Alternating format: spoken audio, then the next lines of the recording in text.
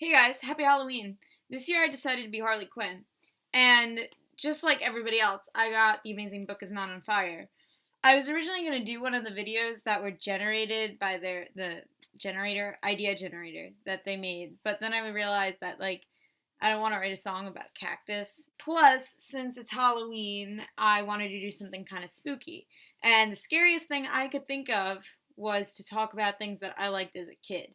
Now, I'm a completely different person with completely different tastes, and my tastes now are way better than they ever were when I was in fourth grade and middle school. That was a dark time.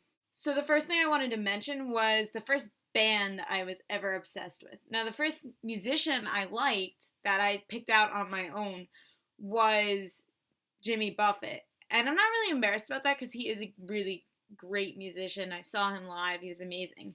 But the first band that I was obsessed with that got me started in that fangirl phase that I went through was the Jonas Brothers. And I'm not totally embarrassed about this, and it's not that scary because I would totally go see them if they went on tour again.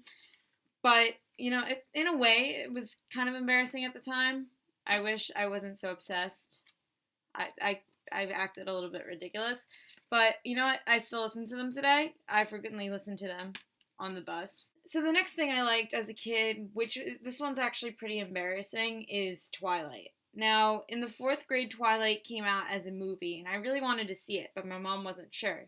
And then I saw that the Twilight series was actually books before it was a movie, and I was like, I want to read Twilight. And then I asked my mom, if I read Twilight, can I see the movie? And she said yes. So me and my best friend at the time decided to read the entire series together and watch the movies. So I was pretty hooked on this series, and I just wanted to show you my book collection. I've got Twilight, which I went through in a few days. I have New Moon, which I also went through in a few days. I bought these books all together. I have Eclipse, which I also went through in a few days. And once I got my mother's approval, I went through Breaking Dawn in a few more days. And I cried with everything that happened towards the end of this book because I was 10. Now, my book collection for Twilight does not end there.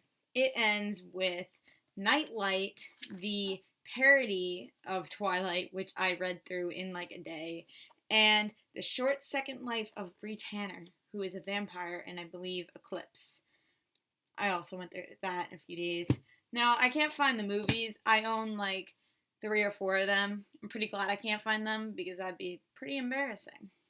And now the last thing that is pretty scary to think about was the fact that I was a Glee fan. And I didn't just stop at watching the shows, I stopped at owning the seasons on DVD. I've got season 1. I've got both volumes of season 2. And I've got season 3. Thankfully, I stopped after season 3 and never even opened this. Also, as an arts student, I can tell you that there is nothing realistic about Glee in any way. There's just nothing good to say about how realistic the show is, because it's not. And, this isn't the most embarrassing thing I can be admitting to watching, but it's still pretty scary. So, thanks for watching. If anybody else has liked Twilight or Glee or even the Jonas Brothers or anything else that's scary to think about, leave it down below in the comments, and I hope you have a good Halloween. Don't eat too much candy because you'll get sick. Check your candy if you went trick-or-treating. Have a good day. Bye.